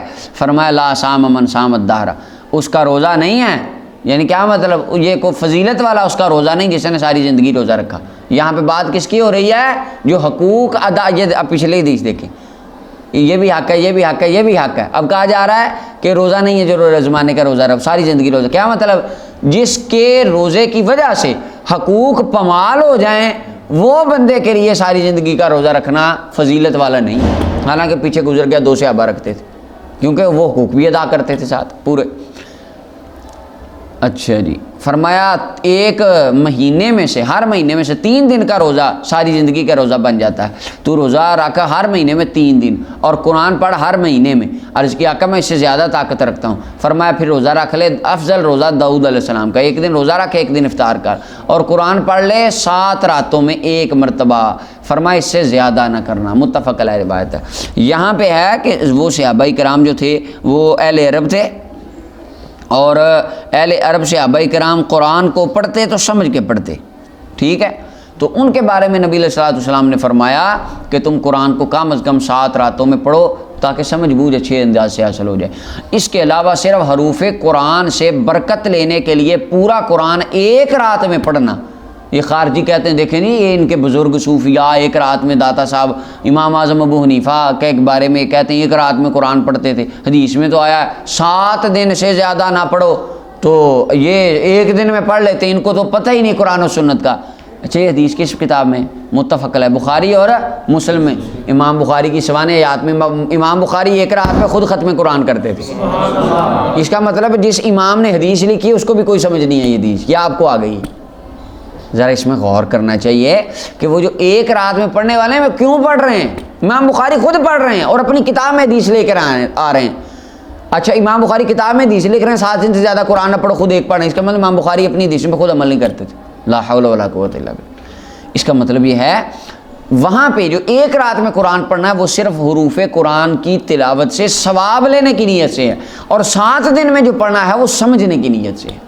تو ان دو چیزوں میں فرق ہے۔ حافظ ابن کثیر نے اس کے اوپر ایک کتاب لکھی ہے فضائل القرآن، اس کے اندر پورا ایک باب چیپٹر ہے پورا ایک رات میں قرآن پڑھنے والے، ان میں پہلا نام حضرت عثمان غنی رضی اللہ تعالیٰ عنہ، اور صحیح سند کے ساتھ ثابت کیا حضرت عثمان غنی وہ ایک رکعت میں جو آتا ہے نا ختم قرآن کر دیتے تھے، وہ حافظ ابن کثیر نے صحیح سند کے ساتھ ثابت کیا، اور تابعین کی ایک جماعت بہت بڑی جو ایک رات میں ختم قرآن کرتے تھے۔ اب یعنی وہ سے حضرت عثمان غنی رضی اللہ تعالیٰ عنہ، تابعین کی ایک جماعت، امام بخاری، ان کو روایت سے سمجھ نہیں آئی، جنہوں نے سامنے ڈائریکٹ رسول اللہ سے سنا اور ان کو سمجھ آ گئی۔ وہ ایک لڑکا تھا نا خارجی، واللہ عالم بالصواب، او کما قال، جس طرح بھی ہے وہ بات، حضرت عثمان غنی بات کر رہے تھے، وہ ایک لڑکا اٹھا اور وہ کہنے لگا، اب مجھے ایگزیکٹ ان کے بارے میں علم نہیں وہ کون تھے کیا تھا، وہ کہنے لگا حضرت عثمان غنی رضی اللہ عنہ کو، میں جناب آپ کو ٹھہر جائیں، میں آپ کو مسئلہ سمجھاتا ہوں، آپ کو بات سمجھ نہیں آئی۔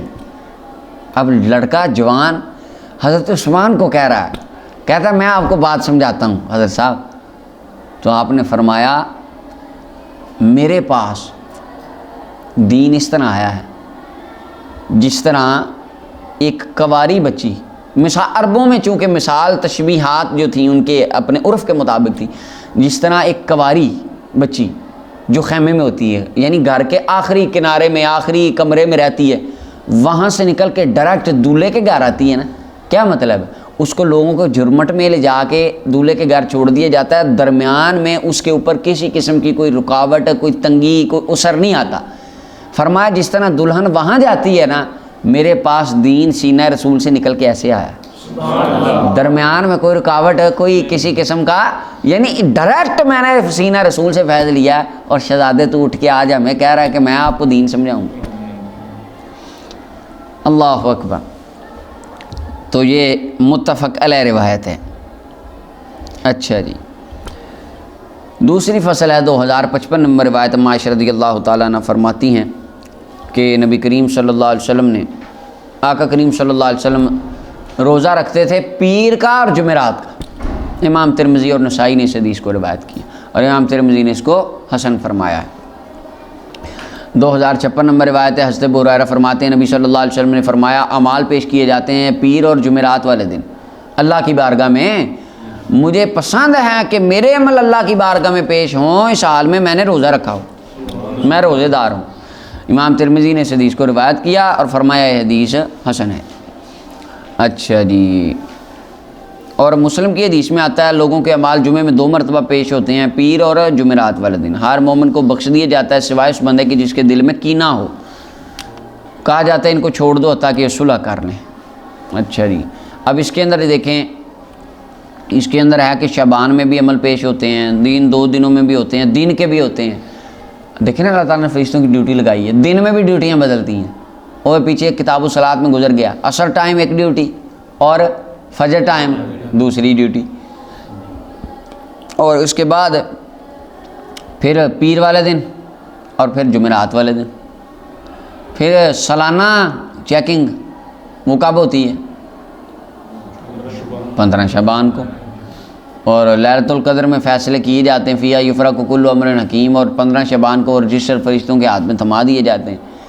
یعنی یہ مخصوص ایام ہیں کہ ان کے اندر یہ سارا ان کا معاملہ جا رہا ہوتا ہے۔ اللہ تعالیٰ کو تو ہر شے کا ہی پتہ ہے، ان کی ڈیوٹی لگا دی ہے تو کہ تم بھی لکھتے رہو، قیامت کے دن کو بندہ مکر نہ سکے اس سے۔ اچھا جی، آگے ہے اگلی حدیث پاک میں ہے 2057 نمبر روایت، ابو ذر غفاری فرماتے ہیں رضی اللہ، نبی علیہ السلام نے فرمایا ابو ذر جب تو روزہ رکھے نا مہینے میں 3 دن تو روزہ رکھ 13، 14 اور 15 کا، یہ ایام بیض ہے، ایام بید سفید دن، امام ترمذی اور نسائی نے اس کو روایت کی. ان کو یام بید اس لیے کہا جاتا ہے، آدم علیہ السلام کا واقعہ وہ معروف مروی ہے کہ آدم علیہ السلام دنیا پہ آئے، جب سورج کی کرنیں پڑیں آپ کے وجود پہ، رنگ مبارک آپ کا تھوڑا سا مدھم ہو گیا، گندمی ہو گیا، سانولا رنگ ہو گیا. تو آدم علیہ السلام نے دیکھا تو پریشان ہوئے کہ یہاں پہ تو رنگ بھی بدلتے ہیں، جنت میں تو رنگ نہیں بدلا کرتا تھا، یہاں پہ تو رنگ بھی بدلتے ہیں. آدم علیہ السلام آئے، حضرت جبرائیل علیہ السلام آئے، تو انہوں نے آ کے کہا کہ آدم، اس کو یہ مولا علی قاری نے بھی اسے نقل کیا، حضرت غوث پاک سرکار نے اپنی کتاب غنیت الطالبین میں اس کو لکھا ہے. تو جبرائیل علیہ السلام نے کہا آدم آپ ہر مہینے میں 13، 14، 15 کا روزہ رکھیں، آپ کی جلد اللہ تعالیٰ پرانی جنتیوں والی فرما دے گا، وہ رنگ سارا ٹھیک ہو جائے. پھر آپ نے رکھے، ٹھیک ہو گئے، تو اس وجہ سے ان کو کہا گیا یام بید، سفید دن، سفید کرنے والے.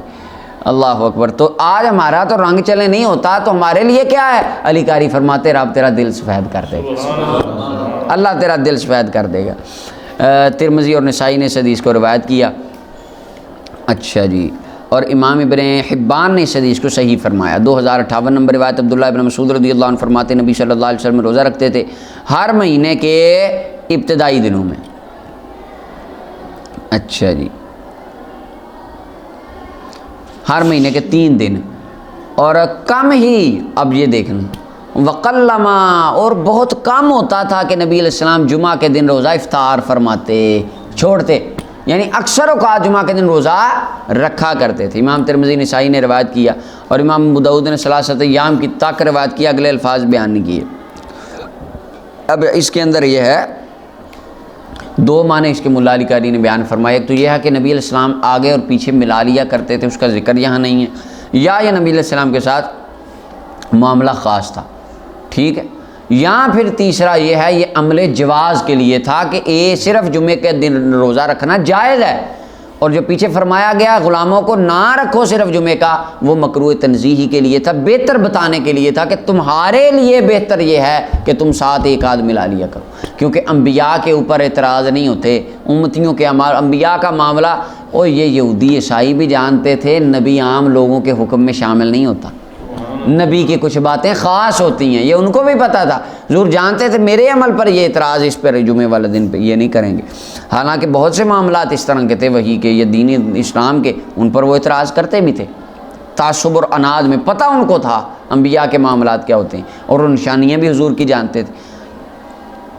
تو یہ یا عمل جواز کو بیان کرنے کے لیے تھا، اور پچھلا وہ استحباب کے لیے تھا، یعنی بہتر تمہارے لیے یہی ہے کہ آگے ایک دن کا، آگے پیچھے ایک دن کا ملا لو، لیکن یہ رکھ کے بتا دیا عمل سے جائز یہ بھی ہے.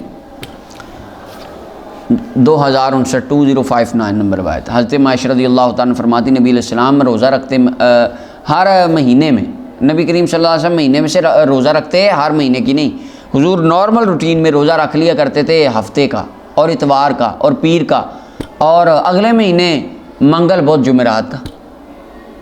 امام ترمذی نے اس کو روایت کی.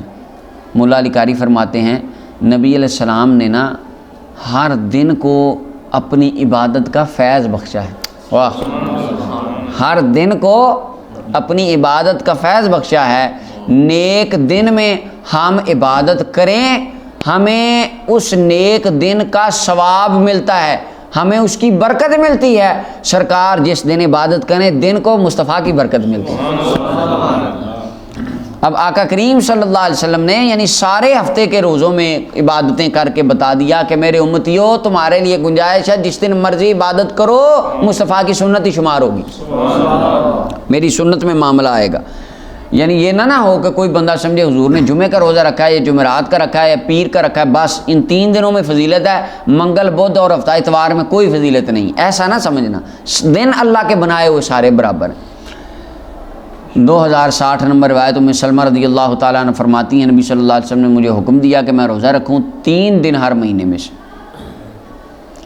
اور اولھا الاثنین والخمیس، میں 3 روزے رکھوں، ان میں سے پہلا روزہ پیر والے دن رکھوں یا جمعرات والے دن. اچھا جی. امام ابو داؤد اور نسائی نے اس کو روایت کیا. 2061 نمبر روایت ہے. مسلم القرشی فرماتے ہیں میں نے نبی کریم صلی اللہ علیہ وسلم سے سوال کیا یا حضور سے پوچھا گیا زمانے کے روزے کے بارے میں، ساری زندگی روزہ رکھنا. فرمایا تیرے گھر والوں کا تجھ پر حق ہے، رمضان کا روزہ رکھ، اور جو رمضان سے ملے ہوئے دن ہے. کیا مطلب؟ شوال کے 6. اور فرمایا وکل اربعہ و خمیس، اور ہر بدھ جمعرات کا روزہ رکھ لیا کر۔ فیضا انت، جب تو یہ کر لے تو تو نے ساری زندگی کا روزہ رکھ لیا۔ اللہ اکبر۔ یعنی وہ یہ نبی علیہ الصلوۃ والسلام دیکھیں، اور وہ بات پیچھے صاحب امام محمد صاحب دلیل الفالحین کی، وہ کہتے تھے نبی علیہ السلام نے ہر بندے کے مطابق اس کا فیصلہ کیا۔ پیچھے ہم نے بھی اس کو بیان کر دیا ہے کہ کچھ بندے آئے، ان کو فرمایا نماز افضل ہے، کسی کو فرمایا سب سے افضل کام فرمایا جہاد ہے، کسی کو فرمایا ماں کی خدمت ہے، سب سے افضل فرمایا ذکر کیا کر، سب سے افضل کام ہے۔ تو جس طرح کے بندے آتے تھے اس طرح کی بات ہوتی۔ تو یہاں پہ ان کے بارے میں کیوں وہاں پہ صاحب دلیل الفالحین ملا علی قاری محدثین فرماتے ہیں آقا آنے والے کو دیکھ لیا کرتے تھے، اندر سے دیکھ لیا کرتے تھے نا۔ اللہ اکبر۔ امام ابو داؤد ترمذی نے اس حدیث کو روایت کیا، 2062 نمبر روایت ہے۔ حضرت جناب ابو ہریرہ فرماتے ہیں نبی کریم صلی اللہ علیہ وسلم نے ارشاد فرمایا، آقا کریم صلی اللہ علیہ وسلم نے منع فرمایا یوم عرفہ والے دن روزہ رکھنا، میدان عرفات میں یوم عرفہ کے روزہ رکھنے سے منع فرمایا۔ اب میدان عرفات میں کون ہوتا ہے؟ حاجی ہوتے ہیں، تو حاجیوں کو منع کیا گیا، وجہ یہ ضعیف ہو جائیں گے، کمزور ہو جائیں گے اور دعا پہ عبادت پہ قادر نہیں رہیں گے، اس لیے۔ اچھا جی، اور یہ بھی مکروہ تنزیہی ہے روزہ رکھنا، اگر کسی کو قوت پہ یقین ہے وہ رکھ سکتا ہے، کیونکہ پیچھے ہے گزر گیا نبی علیہ الصلوۃ والسلام میدان عرفہ میں روزہ رکھتے تھے، اور پچھلی اسے آگے حدیث میں گزرا کہ میں نے پیالہ بھیجا حضور نے پی لیا، نہیں رکھا، رکھا بھی ہے نہیں بھی رکھا، دونوں طرح کی حدیثیں ہیں۔ اچھا جی، تو جس کو اپنے اوپر یقین ہو وہ رکھ لے، جس کو نہیں یقین کہ میں کہ زیادہ قوی نہیں رہ سکوں گا، میں کمزور ہو جاؤں گا، عبادت ٹھیک انداز سے نہیں کر سکوں گا، تو وہ چھوڑ دے۔ اور اس کے اندر حضرت عطا بہت بڑے تابعین فرماتے تھے میں سردیوں میں رکھ لیتا ہوں، گرمیوں میں چھوڑ دیتا ہوں، یعنی سردیوں میں کوئی پتہ نہیں چلتا حج کرنے جاؤں تو۔ اور معاشہ رضی اللہ تعالیٰ عنہ سے مروی ہے کہ آپ روزہ رکھا کرتی تھیں میدان عرفات میں۔ اچھا جی، امام ابو داؤد نے اس کو روایت کی، امام حاکم کہتے ہیں بخاری کی شرط پر حدیث صحیح ہے، امام ابن خزیمہ نے اسے صحیح کہا۔ 2063 نمبر روایت عبداللہ بن بصرہ روایت کرتے ہیں اپنی بہن حضرت سما سے، نبی صلی اللہ علیہ وسلم نے فرمایا کہ نہ روزہ رکھو تم ہفتے والے دن، مگر وہ روزہ جو تم پر فرض کر دیا گیا ہے، یعنی اگر رمضان کا آ گیا ہے یا کوئی منت کا ہے یا کوئی اور کوئی رکھنا ہے اس طرح کا، اگر تمہیں اس میں سے کوئی بندہ نہ پائے سوائے کھجور اس کی انگوروں کی چھال کے یا کسی درخت کی لکڑی، وہ اسی کو چبا لے، چبا کے لوگوں کو بتائے میرا روزہ نہیں ہے، کیونکہ یہود اس دن کی تعظیم کرتے تھے، تو تم اس کی تعظیم نہ کرو اور اس کے اندر یعنی بچو اس سے۔ اچھا، جس طرح جمعے کے بارے میں آیا نا کہ صرف جمعے کا روزہ اسپیسیفک نہ رکھو، اسی طرح ہفتے کے بارے میں یہ حدیث کا معنی ہے کہ صرف اسپیسیفک ہفتے والے دن کا نہ رکھو تاکہ ان کی مشابہت نہ ہو جائے۔ ہاں تم کیا کرو، ہفتے اتوار کا رکھو، دونوں کی مخالفت ہو، یہودی ایک دن ہفتے کے ہیں، عیسائی اتوار کے، تم دونوں رکھو، بتاؤ نہ میں تیرے نال نہ تیرے نال، ہم نبی پاک کے ساتھ ہیں، یا جمعے ہفتے کا رکھو، جمعرات جمعے کا، اس طرح رکھو، یعنی اس کے اندر یہ بتایا ہے۔ امام احمد، ابو داؤد، ترمذی اور ابن ماجہ اور دارمی تمام محدثین کرام نے اس حدیث پاک کو روایت کیا، اور مولا علی قاری کہتے ہیں اتفاق ہے اس پہ محدثین کا، نہیں تنزیہی ہے، مکروہ تنزیہی ہے۔ امام ترمذی نے اس حدیث کو حسن کہا، امام حاکم کہتے ہیں حدیث صحیح ہے، امام نبی فرماتے ہیں ائمہ کی جماعت نے اس کو صحیح کہا۔ 2064 نمبر روایت ابو امامہ رضی اللہ عنہ فرماتے ہیں نبی علیہ السلام نے فرمایا جو بندہ اللہ کی راہ میں روزہ رکھتا ہے اللہ تعالیٰ اس کے اور جہنم کے درمیان ایک خندق بنا دیتا ہے، جیسا کہ آسمان و زمین کے درمیان، یعنی آسمان و زمین کے درمیان جتنا فاصلہ ہے اللہ اس کے اور جہنم کے درمیان اتنا فاصلہ کر دیتا ہے جو اللہ کی رضا کے لیے ایک روزہ رکھتا ہے۔ اچھا، اب یہاں پہ آ گئی وہی بات آ گئی جو ہم نے پیچھے کی، فی سبیل اللہ کا مطلب ہے جہاد کرتے ہوئے روزہ رکھے، فی سبیل اللہ کا مطلب ہے حج پر جاتے ہوئے راستے میں رکھ لیا، فی سبیل اللہ کا مطلب ہے عمرے پہ جاتے ہوئے روزہ رکھ لیا، فی سبیل اللہ ہے پڑھنے جاتا تھا روزہ رکھ کے گیا، فی سبیل اللہ کا مطلب ہے اللہ کی رضا تلاش کرنے کے لیے جب بھی جس حال میں بھی جیسے بھی روزہ رکھا اللہ اس کو یہ اجر عطا فرما دے۔ 2065 نمبر روایت ہے حضرت عامر بن مسعود رضی اللہ عنہ فرماتے ہیں نبی صلی اللہ علیہ وسلم نے فرمایا سردیوں میں روزوں کا آنا ٹھنڈی غنیمت ہے، اور کیا چاہیے سردیوں میں روزے آ جائیں، یعنی دن کا پتہ ہی نہیں چلتا۔ اللہ اکبر۔ اچھا جی، یہ ایک تو اس کی مشقت بھی کوئی نہیں اور ثواب بھی پورا پورا۔ امام احمد ترمذی نے روایت کیا حدیث حسن، حدیث مرسل ہے۔ اللہ اکبر۔ اور سند حسن کے ساتھ مسند احمد بن حنبل کی روایت، حدیث کی سند حسن، ابو سعید خدری سے مرفوع روایت، نبی علیہ السلام نے فرمایا کہ جو سردیاں ہیں ہاں سردیوں کے بارے میں فرمایا سردیاں مومن کی بہار ہیں، دن چھوٹے ہیں راتیں لمبی ہیں، دن کو بندہ روزہ رکھے رات کو قیام کرے، اللہ اکبر۔ اچھا جی اگلی حدیث 2066 نمبر روایت حضرت ابو ہریرہ نے ذکر کی حدیث، اور ما من ایام احب الی اللہ، اللہ کو کوئی دن زیادہ اچھے نہیں لگتے ان ایام ذی العشرہ سے، ذی الحجہ کے وہ 10 دن، فرمایا ان کے اندر ایک روزہ رکھنا۔ وہ کہتے ہیں یہاں پہ تھی اور وہ باب الاضحیہ میں گزر گئی، قربانی والے چیپٹر میں وہ گزر گئی حدیث، یہاں سے اٹھا کے وہاں لے گئے، یہاں پہ دوبارہ تھی ہم نے بیان نہیں کی۔ تیسری فصل 2067 نمبر روایت ہے، حضرت ابن عباس رضی اللہ تعالیٰ عنہ فرماتے ہیں نبی کریم صلی اللہ علیہ وسلم مدینہ آئے، یہودیوں کو حضور نے پایا روزہ رکھتے تھے یوم عاشور 10 محرم کا۔ حضور نے ان کو فرمایا کہ کیا تم اس دن کا روزہ کیوں رکھتے ہو؟ انہوں نے کہا جی یہ بڑا عظمت والا دن ہے، اللہ تعالیٰ نے اس میں موسیٰ علیہ السلام کی قوم کو نجات دی تھی، فرعون اور اس کی قوم کو غرق کیا تھا، تو موسیٰ علیہ السلام نے شکر کے اعتبار سے روزہ رکھا تھا، ہم بھی روزہ رکھتے ہیں کیونکہ موسیٰ علیہ السلام کی اتباع میں۔ نبی علیہ السلام نے فرمایا ہم تم سے موسیٰ علیہ السلام کے زیادہ حقدار ہیں، اصل وارث موسیٰ کے ہم ہیں، تم نہیں ہو، تم نے تو ان کی کتاب بدل دی، تم نے تو تحریف کر دی ان کی تعلیمات میں، اور ہم نے آ کے انہی والا عقیدہ توحید کا پیغام کائنات کو سنایا ہے، اصل وارث۔ تو فرمایا ہم زیادہ حقدار ہیں، تو نبی علیہ السلام نے بھی روزہ رکھا اور روزہ رکھنے کا حکم بھی دیا۔ اور جب صحابہ کرام نے عرض کی، پیچھے حدیث گزر گئی وہ بخاری والی، جب صحابہ نے عرض کی یا رسول اللہ یہودی تو اس دن کی تعظیم میں مبالغہ کرتے ہیں، تو فرمایا لئن بقیتو، اگر میں اگلے سال تک باقی رہا تو فرمایا لأصومن التاسع، میں 9ویں کا روزہ بھی ضرور رکھوں گا۔ اچھا جی اچھا اب اس کے اندر متفق علیہ روایت ہے۔ اچھا اب اس کے اندر نبی علیہ الصلوۃ والسلام نے مشابہت اختیار نہیں کی ان کی، آقا کریم صلی اللہ علیہ وسلم، یہ ہے مشارکت۔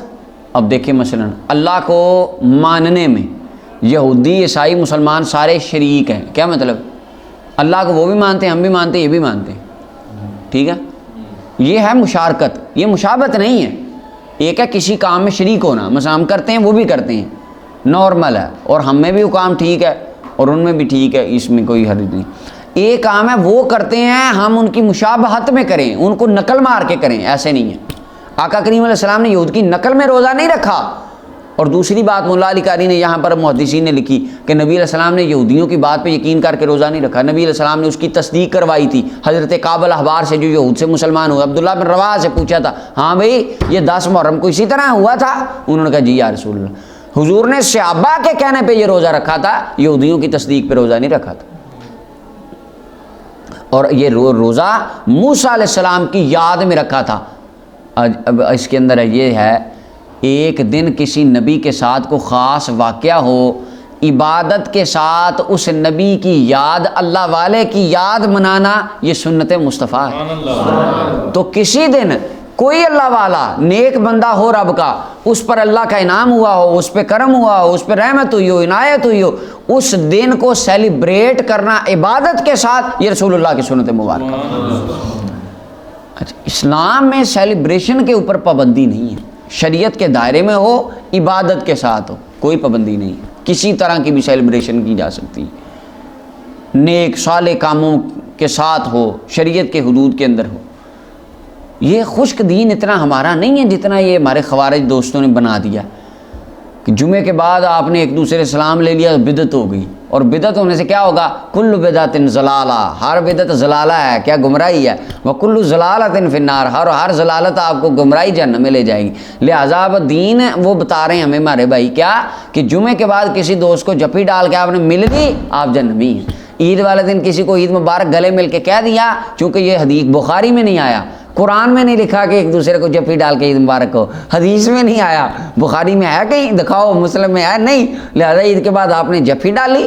اب اللہ کا قرآن حدیثیں کہتی ہیں کہ اللہ پاک چاند رات کو میری امت کو بخش دیتا ہے، سرکار جہنم سے آزادی کی نوید سنا رہے ہیں ہمیں چاند رات کو، اور جمعہ عید والے دن میں نے اپنے کسی دوست کو جب بھی ڈال کے مل لیا، میرے خارجی بھائی نے مجھے نوید سنائی کہ تو جہنمی ہے، کیوں؟ تو نے جب بھی ڈال لی، یہ قرآن و حدیث میں نہیں، یہ بدعت کر دی تو نے، دعائی خدا کی۔ ہمارے آقا کریم صلی اللہ علیہ وسلم ہمیں اتنا خشک دین نہیں دے کے گئے۔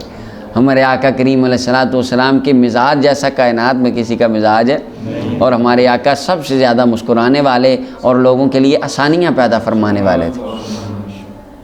اچھا جی، تو آگے 2068 نمبر روایت ہے کہ حضرت ام سلمہ رضی اللہ عنہ فرماتی نبی علیہ السلام ہفتے والے دن روزہ رکھتے اور اتوار والے دن کثرت سے ان دنوں میں حضور علیہ السلام روزہ رکھتے تھے، اور فرماتے کہ یہ دونوں مشرکین کے عیدیں ہیں، یہ دونوں دن مشرکوں کی عیدیں ہیں، میں پسند کرتا ہوں کہ ان کی مخالفت کروں، ایک پارٹی کی دوسری، میں دونوں دن روزہ رکھتا ہوں، دونوں کی مخالفت ہوتی ہے۔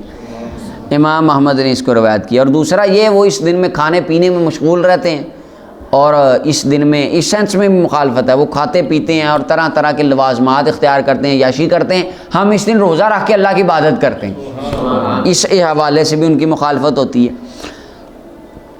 اچھا جی، تو یہاں پہ یہود و نصارہ کو تقریباً مشرک کہا گیا ہے، امام احمد نے اس کو روایت کیا۔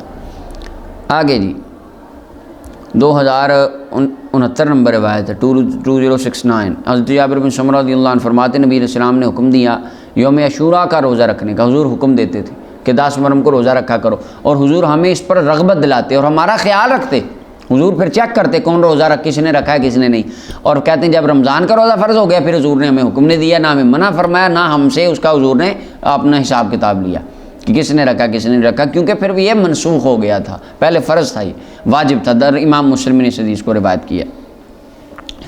اچھا جی 2070 نمبر روایت ہے،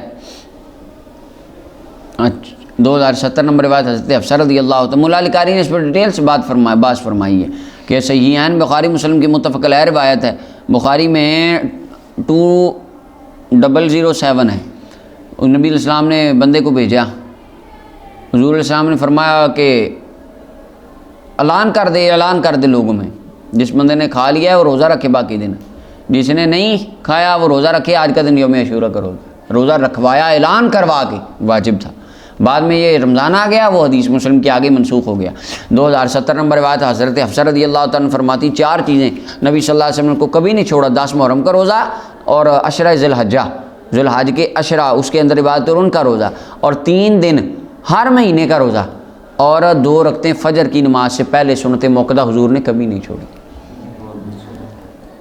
امام نسائی نے اس کو روایت کیا۔ اب اچھا یہاں پہ یہ بھی دیکھیں کہ اب اس کے اندر سنتوں کا آ رہا ہے حضور نے کبھی نہیں چھوڑی، اور ہمارے بھائیوں میں کہتے ہیں پڑھ لو ٹھیک ہے، نہ پڑھو پھر بھی ٹھیک ہے، حضور نے ساری زندگی نہیں چھوڑی، کہتے کوئی نہیں آپ نہ پڑھیں، آپ چھوڑ دیں، کوئی مسئلہ نہیں۔ اب اس سے اور آگے بخاری کے اندر وہ روایت ہے، فرمایا کوئی بھی دن ایام عشرہ ذی الحج کے پہلے 10 دنوں میں سے کے علاوہ جو عمل کیا جاتا ہے اللہ کی بارگاہ میں سب سے زیادہ محبوب وہی ہے جو ان دنوں میں کیا جائے، ان 10 دنوں میں۔ صحابہ نے کہ حضور جہاد بھی افضل نہیں ہے، فرمایا نہیں، سوائے اس بندے کے جو اپنا مال جان و مال لے کر نکلے اور شہید ہو کر آ جائے، وہ افضل ہے۔ اچھا پھر علماء کرام کا اس میں اختلاف ہے کہ رمضان کا عشرہ افضل ہے یا یہ عشرہ ذی الحجہ کا، تو علماء فرماتے ہیں کہ راتوں کو دیکھا جائے تو رمضان کی راتیں افضل ہیں کیونکہ ان میں لیلۃ القدر ہے، اور دنوں کو دیکھا جائے تو رمضان کے دنوں سے بھی یہ ذی الحجۃ الحرام کے عشرے کے پہلے 10 دن افضل ہیں، اتنا زیادہ اس کی بھی فضیلت ہے۔ اور امام ابن حبان رحمہ اللہ اس طرف گئے ہیں، کہتے ہیں ان فضیلت میں دونوں برابر ہیں۔ اچھا جی 2071 نمبر روایت ابن عباس رضی اللہ عنہ فرماتے ہیں نبی صلی اللہ علیہ وسلم ایام 20 کے اندر روزہ نہیں چھوڑتے تھے، 13، 14 اور 15 حضر میں اور نہ ہی کبھی سفر میں، حضور ہمیشہ ان کو یہ روزہ رکھے، امام نسائی نے اس کو روایت کی۔ اب یہ دیکھیں یہ حضور علیہ السلام کی سنت ہے، جو مہینے میں 3 رکھنا چاہے وہ ان 3 دنوں میں رکھے، یہ اس کے لیے بہتر ہے، مگر نہ جائز تو ہر دن میں جب بھی رکھے۔ 2072 نمبر روایت ابو ہریرہ رضی اللہ تعالیٰ عنہ فرماتے ہیں نبی صلی اللہ علیہ وسلم نے فرمایا ہر چیز کی زکوٰۃ ہے اور جسم کی زکوٰۃ روزہ ہے، جسم کی زکوٰۃ نکلتی۔ اچھا یہاں پہ ایک اور بات ہے، یہاں پہ مولا علی قاری نے بڑی زبردست بات فرمائی ہے، علماء کا اس میں بھی اختلاف ہے کہ ایام 20 ہیں کون کون سے، 7 ہے، 9 ہے، 7، 8، 9 ہے، 6، یعنی وہ سارے اقوال ذکر کیے ہیں۔ آگے مولا علی قاری پھر کیا بات ہے، آپ کہتے ہیں نسائی کی روایت میں سند حسن کے ساتھ حدیث آئی ہے، سنن النسائی 2420 نمبر روایت ہے کہ نبی علیہ السلام نے حدیث کے اندر آیا سیام 3 دن کا روزہ ہر مہینے میں سے ایام 20 ہے، اور 3 دن فرمایا 13، 14 اور 15 ہیں۔ یہ نسائی کی روایت میں ان دنوں کی تعیین آ گئی کہ 13، 14، 15۔ اچھا جی تو جسم کی زکوٰۃ فرمایا روزہ ہے، امام ابن ماجہ نے اس کو روایت کی ہے۔ 2073 نمبر روایت نبی کریم صلی اللہ علیہ وسلم نے ارشاد فرمایا، حضرت ابو ہریرہ رضی اللہ عنہ راوی ہیں، کہ آقا کریم علیہ الصلوۃ والسلام پیر اور جمعرات کا روزہ رکھتے ہیں۔ عرض کی گئی آقا آپ روزہ رکھتے ہیں ان دنوں میں؟ فرمایا بے شک پیر اور جمعے والے دن اللہ تعالیٰ بخش دیتا ہے ان میں ہر مسلمان کو۔ جمعرات کی رات اور پیر کی رات بندے بخشے جاتے ہیں۔ اچھا ہم نے دیکھا تو بہت زیادہ اصال ثواب جمعرات کو ہوتا ہے ہمارے ہاں ابھی بھی، ہے کہ نہیں؟ اس کی ایک وجہ یہ بھی، اور پیر شریف کو بھی لوگ اہتمام روزہ رکھنے کا کثرت سے آج بھی لوگوں کی پیر کی روزہ رکھنے کی عادت سنت کی وجہ سے۔ اچھا جی، فرمایا اللہ تعالیٰ ان میں ہر مسلمان کو بخشتا ہے، اس کے گناہ معاف فرماتا ہے سوائے دو لڑے ہوئے بندے۔ اللہ فرماتا ہے ان کو چھوڑ دو حتیٰ کہ دونوں صلح کر لیں۔ اچھا جی، اور ایک حدیث صحیح مسلم کے اندر فرمایا جنت کے دروازے کھول دیے جاتے ہیں پیر اور جمعرات کو، جمعرات اور پیر۔ ہر بندہ جو مشرک نہ ہو، فرمایا مومنین کے گناہ اللہ معاف فرما دیتا ہے سوائے ان بندے کے جن کے درمیان کینہ ہو، اللہ فرماتا ہے چھوڑ دو تاکہ صلح کر لیں۔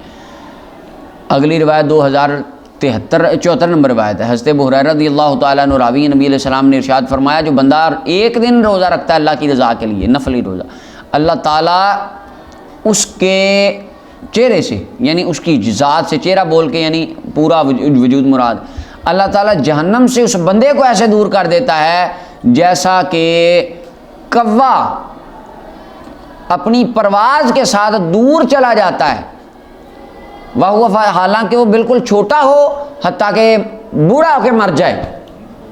کوا چھوٹا ہوتا، انڈے سے نکلتا اڑنا شروع کر دے، اڑتا رہے، فرمایا دوران فضا جوان ہو بوڑھا ہو مر جائے، جتنی دور جائے گا اللہ تعالیٰ ایک روزہ رکھنے والے سے جہنم کو اتنا دور فرما دے۔ کوے کے ساتھ مثال کیوں دی؟ کوے کی عمر بڑی زیادہ ہوتی ہے۔ اچھا یہاں پہ جو ملا علی قاری رحمۃ اللہ علیہ نے لکھا ہے، ملا علی قاری کہتے ہیں کہ سنا گیا ہے کئی کووں کی عمر 1000 سال تک ہوتی ہے، اور 500 سال کے بارے میں بھی آتا ہے، تقریباً 500 سال ہے۔ اب آپ نے اس کے اندر دیکھنا ہے جا کے کہ سائنٹیفکلی طور پہ اس کی واقعی کیا یعنی اب اس کے اوپر تحقیق ہے، زیادہ سے زیادہ اس کی عمر کتنی ہوتی ہے۔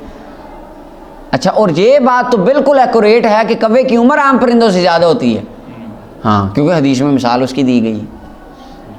اچھا اور پھر یہ بالکل یعنی ایک ایگزیکٹ یہ نہیں ہے کہ ایک کوا گیا 100 سال بعد ہی مر گیا، تو اتنا مراد یہ ہے تم سوچو کہ بندہ جب یہ حدیث پڑھے گا وہ سوچے گا کوا 1000 سال، 1000 سال کوا اڑے وہ تو پوری دنیا کا چکر لگا لے گا۔ ذرا 1000 سال تھوڑا نہیں ہوتا۔ آپ وہ پرندوں کو دیکھیں سردیوں میں وہ جو اڑتے ہیں 4-7 ملک عبور کر کے آگے آ جاتے ہیں، وہ کتنے گھنٹے پرواز وہ ہوا میں سوتے ہیں، دوران پرواز ہی سوتے ہیں۔ اللہ تعالیٰ نے ان کا کیسا سسٹم بنایا ہوا ہے، دوران پرواز ہی انہوں نے سونا، رکنا نہیں ہے۔ وہ 1 مہینے کی مسافت بھی کئی پرندے طے کرتے ہیں، 1 مہینہ کانسٹنٹلی اڑتے ہی رہتے ہیں وہ اللہ تعالیٰ، اور وہ 3-4 ملک عبور کر آتے ہیں۔ تو آپ دیکھیں اگر 3-4 ماہ میں 1-2 مہینے میں ایک پرندہ اڑتا ہے اور وہ 2 ملک عبور کر جاتا ہے، اگر کوا 1000 سال چھوڑے 500 سال میں اڑے وہ دنیا کا گول چکر 2 بار شاید لگا لے۔ دنیا کا چکر تو عام ہے اور لگ جانا آسانی سے، تو بندہ سوچے گا یار اتنا دور، اتنا یا کیا مطلب ہے جہنم اتنی؟ خلاصہ یہ نکلے گا عشق والوں کی زبان میں کہ رب تعالیٰ اس کو جہنم ویسے ہی غائب کر دے گا، انہیں جانا ہی نہیں جہنم میں، مطلب یہ نکلے گا کہ اتنی دور چلی جائے گی کہ وہ پھر جہنم سے کو بلا دے یا بھول جائے، جہنم کے خیال نکال دے، اللہ کی رحمتوں کو اور اپنے حبیب کی، اس کے حبیب کی شفاعت کو سینے میں بٹھائے اور جنت کی خواب دیکھے میرا غلام۔